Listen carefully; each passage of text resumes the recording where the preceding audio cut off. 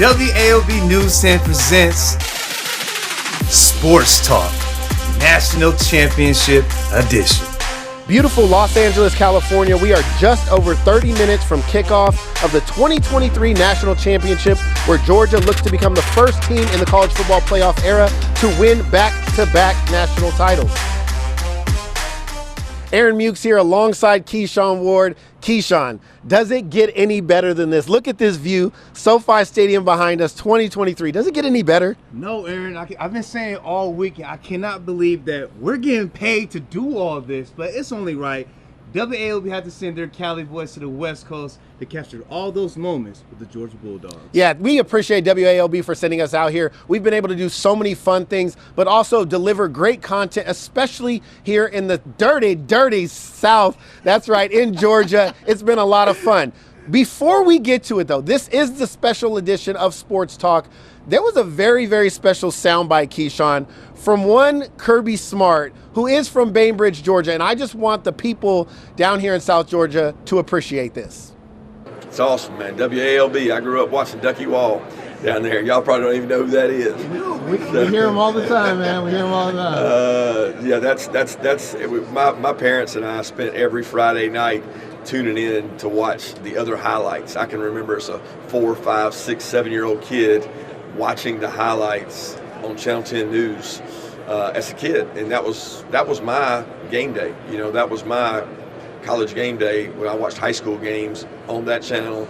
And I remember Coach Bobo came back to our staff, and we had an old VCR tape. People don't even know what VCR tape is, of all the high school shows recorded. And he would always talk about his highlights, and I would talk about my highlights, and he'd talk about Thomasville, and I'd talk about Bainbridge, and how many times we went to Hugh Mills Stadium to play. And I was a little gym rat running around Hugh Mills Stadium my entire life, because my dad's teams had to go play there 4 times a year. So 4 or 5 times a year, I'm sitting in that stadium. I thought that was home to me. That was my Mercedes-Benz. And we always had a good time going to play in Albany, and a lot of great memories from South Georgia, and certainly the people from Bainbridge is where I call home. And although my parents don't live there, that's what I think of as home. Keyshawn, really special moment there by Kirby Smart. Talking about South Georgia, and it was kind of weird. We walked up to him, we asked him the question, and he gave the perfect soundbite. I know you were so happy after that. You were like, that's all I need. What was that moment like for you? It was like an intimate conversation, because I'm pretty sure he gets all the cliche questions, you know, what are we going to do against TCU? But it kind of felt like Kirby could finally be himself, and he kind of went back to his childhood, going through those moments at Hill Mills Stadium, going back to Bainbridge where his parents stay at. It was just a special moment. I think we kind of got viral. We kind of blew up. You know, Sports Illustrated, The Athletic, they were like, we love those questions. So it was just a special moment talking to Kirby about that. Yeah, it was a special moment. Specifically, obviously, the mentioning of Ducky Walls, who's an icon here in South Georgia, especially at WALB, and Jim Wallace. And that was a shout out to Jim. Jim always is talking about Ducky and what we've done in the past, and that's where it starts. We wouldn't be here without those guys. So we appreciate that soundbite from Kirby Smart. It was a lot of fun. But there is football to get to. And like I mentioned, this is a special edition of Sports Talk. We are previewing the national championship. We have a lot of fun stuff to get to. We have a special segment at the end where Keyshawn and I are going to predict what's going to happen tonight. So that's going to be a lot of fun. But first, how did Georgia get here? It's always tough to go back-to-back. And for the Bulldogs, first game of the season, the Chick-fil-A kickoff game, WALB was there. Oregon, they put a hurting on them, 49-3. It was dominance both in the run game, the pass game, and especially on defense. And the season just got underway really, really well. They go on, they rattle off their first 4 wins, and then they ran into a little bit of a struggle with Missouri, falling behind. Matter of fact, we were worried we were going to have to show highlights of them losing. Keyshawn calling me, talking about I might have to go live. It was crazy. Missouri was putting it on them, but in the end, Stetson Bennett, they were able to get a final drive, get some turnovers, and get the dub there. Obviously, the game down in Jacksonville against Florida, it's the rivalry every single season. The Bulldogs were able to handle the Gators 42-20 in that one, and that is when the pivotal point of their season really turned. Number 1 Tennessee rated in the college football playoffs over them, and of course the biggest game of this season. They went in there and they handled the Tennessee team. Hendon Hooker, Jalen Hyatt, those explosive offensive weapons, and they came into Sanford Stadium and the Bulldogs handled business. They would pretty much round out the season well, finishing off with Mississippi State, Kentucky, and Georgia Tech, leading up to the SEC championship game against LSU, where they put an absolute hurting on them. 50 points against the Tigers, and there it was. All Georgia all day long, leading them to the Peach Bowl against Ohio State. It's on the way. No good. He hooked it. And Georgia is going to survive. They're looking to repeat, but how different was this season compared to last season's national championship team? It was totally different because it seemed like last year they had to overcome some of the odds. You know, Alabama was the big dog. It went to the SEC championship, fell short, but they finally came out on top. It was almost like getting a monkey off their back because they finally beat Bama and they earned the national title. So I think that Georgia became the standard going into the 2022 season, and they showed that throughout the whole season. Yeah, I think a lot of the veterans that they lost, people anticipated them kind of falling off, and now here we are, those young guys that had experience playing behind some of those stars that were lost, they were ready for this moment, and I think that's going to be important in tonight's game. But again, this is a special team and a special group, and it's all led by Kirby Smart. And talking about Kirby Smart, he is not the only representative from South Georgia that will be on the field tonight. Coming up, we caught up with players also looking to capture that ultimate prize, and we'll have that for you right after the break. We're back with more sports talk from outside beautiful SoFi Stadium. I can't get enough of it. I keep looking back at it. I'm supposed to be looking at the camera. I don't know what I'm doing, but it's beautiful out here. But again, 229, South Georgia, all the teams that we cover, we couldn't come out here to LA without highlighting those players that are also on Georgia fighting for this national championship. Keyshawn and I got a chance to catch up with them, have a little fun. Take a look. All right, South Georgia, we got all our guys right here. UGA representing. Keyshawn gonna let you know who we got here, and then we're gonna let them talk, tell you where they're from, each high school, and then we got some fun questions for them. We got Parker, EJ, Dejan, Tresman, and Noah, right? Yeah. All represent South Georgia. South Georgia, we got Cairo, Fitzgerald, Fitzgerald, Colquitt, Clinch County. Clinch County. Hey, look, man, I ain't gonna lie. I've been here 6 months. I still get all 53 schools confused. Then we got a small school. Small school, right? Hey, but right down the street from WALB, Deerfield right here. Hey, state championship this year, they were in the game. It didn't go very well. It didn't. I will say, it didn't go very well. They was there. So I'll let Keyshawn start it off, kind of why we want to do this and what we want to touch base on. Well, I mean, obviously, y'all all know how it is in South Georgia. It's king with football. So, you know, like I talked to you these last couple of weeks, you got to talk. You got to represent for South Georgia. And now that you guys in another national championship, win a ring, you guys got to represent real good. All got different backgrounds getting to this moment. Some starting, some didn't play much, but it's still special that you guys are representing a huge area that watch y'all every day, and they love it. You went viral. You know, they Colquitt County, Norman Park, they support you down there, so it's just a special moment for y'all. All right, so I'm gonna start with the fun stuff. First of all, I'm gonna ask you, because you do come from a private school, probably a little bit different environment. What has it been like this season, just playing for a program like UGA, and obviously now the pinnacle moment being in the national championship? Yes, sir. Honestly, I don't have the biggest role on the team, but I would say my role is to help them every week. Just start off, scout team, all that. Try the best I can do with that. How many freshmen we got? We got 2 freshmen, sophomores. So as a freshman coming into a program again this big, UGA, what has that been like for you? And who on the team has been kind of somebody that you've looked up to or kind of taking you under their wing to kind of let you know what it's like to be in these moments playing for a program this big? Well, it's been real fun, playing for Georgia, playing for the winning team. It's been a great experience, and who I say I look up to, I wouldn't say really look up to, who I can come to and ask questions and everything. I see my boy right here, my boy Tresman. He's always keeping it real with me. He gonna keep it straightforward with me, so I say I come in if I got questions about anything. Well, Trez, okay, so you want to be the leader. You want to be that guy that they coming to. What do you try to instill in some of the younger players that you've learned on your journey here? What are you trying to teach them? I just try to hold the standard. We got the standard we got here. They try to hold that standard, make sure everybody doing the right thing. Coming in, being a freshman, it can be hard. Coming from a small school, not a 5A school or something like that. It just be different. So just teaching them boys how to just come in, hold the standard, run through the line, be on time for meetings or anything of that sort. Dejan, I'm gonna get to you because your role on the team, obviously you back there with McIntosh, and then boy, there's a running back by committee kind of style, but sometimes it's whoever gets the hot hand. Your role is more that physical, a lot around the goal line at times. What is your mentality as far as setting a tone for the team? Are you trying to use that physical nature that you run with to set a tone for UGA football? I feel like that's what we run with. Every weekend we got to run physical, so that's what I do. Look, man, a few words. See, look, that's okay. I'm going to let you slide right now. When we get you all individually, I'm going to let you slide right now. And then obviously, look, it's sometimes lonely being a kicker. We all know the punter be on the side and everybody be doing their thing, and you guys are in your own world. But people don't realize how important special teams is to the game of football.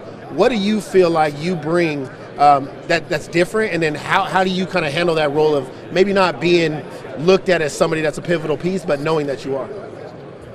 I'd say I help the team just by giving them the best look I can every week. We play a lot of different punters, and they do a lot of different things, whether it's rugby and rolling out or whether there's punting traditional. I feel like I try to do my best every week just to give the best look I can. Do you feel like if you could play at the University of Georgia, you kind of have an easy pathway getting to the NFL?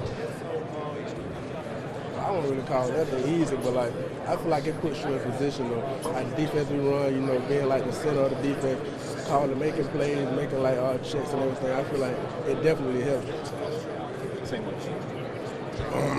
It definitely prepares for the league, and that's any school that can prepare you for the league. But especially at linebacker, I feel like we got one of the best linebacker coach in the game right now in college football right now. And, you know, I've been with him 4 years, and he's gonna taught me like a lot of things. He put a lot of players in the draft in the NFL. You know, just go to practice and listen to him, and I think everything will be good. And Dejan, with you kind of having your second try, getting another ring on your finger, man, what is one of the things you learned throughout the whole season, how you guys got to this moment? Just keep going, just be persistent, stick to the process, and just trust in the process. Man, so short with these words, man. It's okay. Look, we want to make sure everybody understands WALB South Georgia is representing out here in Los Angeles. 2023 national champions Monday night. Everybody agree? You heard it here first.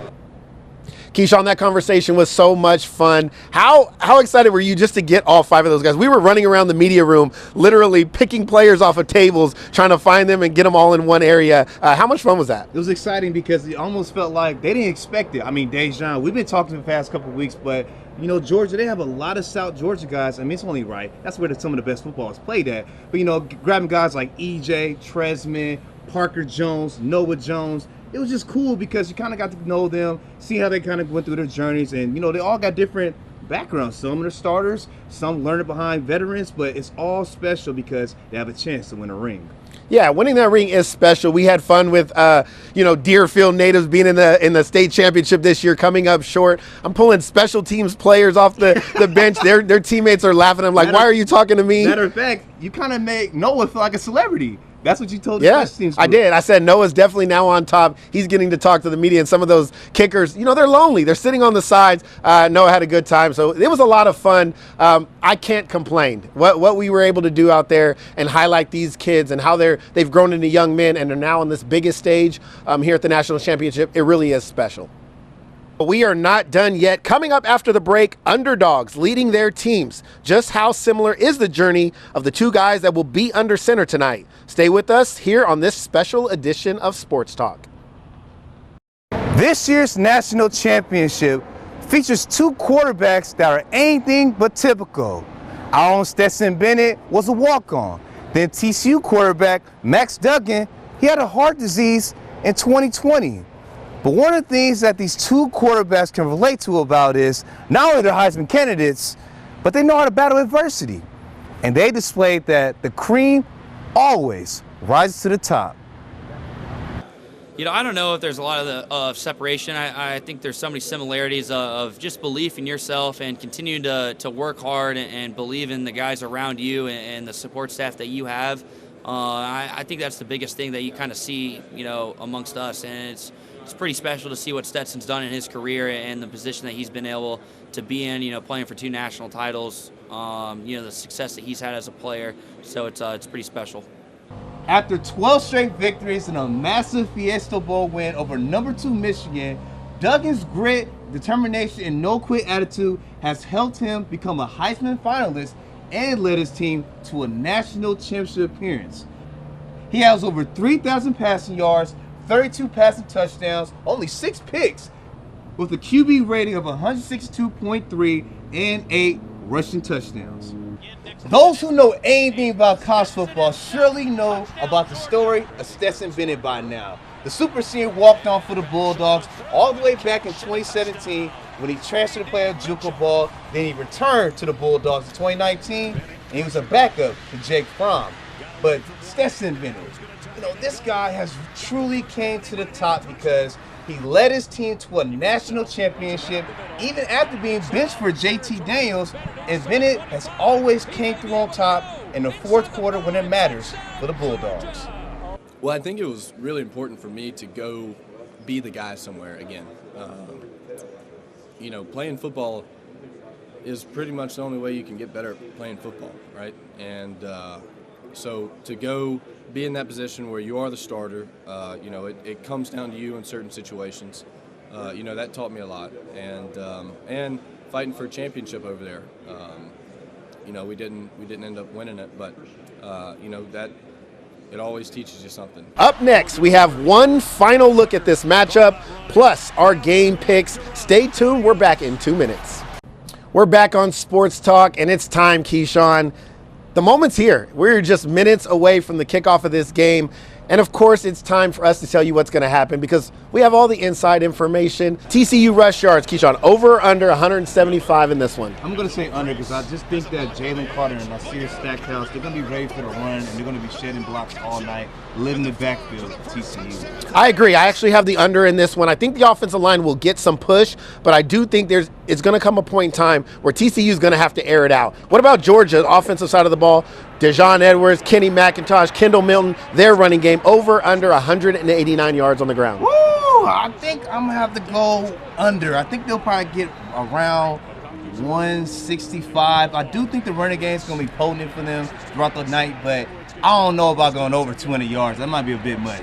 Dejon Edwards, Colquitt County, stand up. They going over 189. It's going to be a three-headed monster, and I don't think they're going to be able to stop that backfield that Georgia has to offer. Over under 63 and a half, Keyshawn. You have been saying it all week. You think it's a high-scoring game. I'm going to assume you're taking the over on this one. Yeah, I think that's going to be – who's going to be the first to 40? I think the score is actually going to be probably around like 35-24, but I do think that the Dogs will put enough numbers to win the game. That's a high number, 63 and a half. That's a lot of points, but this is college football, and the game seems to be at a rapid pace. I think they score a lot in this one. I'm taking the over. If it's anything like Ohio State or Michigan and TCU or Ohio State and Georgia or even LSU, there's going to be a lot of points put on the board. These offenses are potent. I'm also taking the over in this one.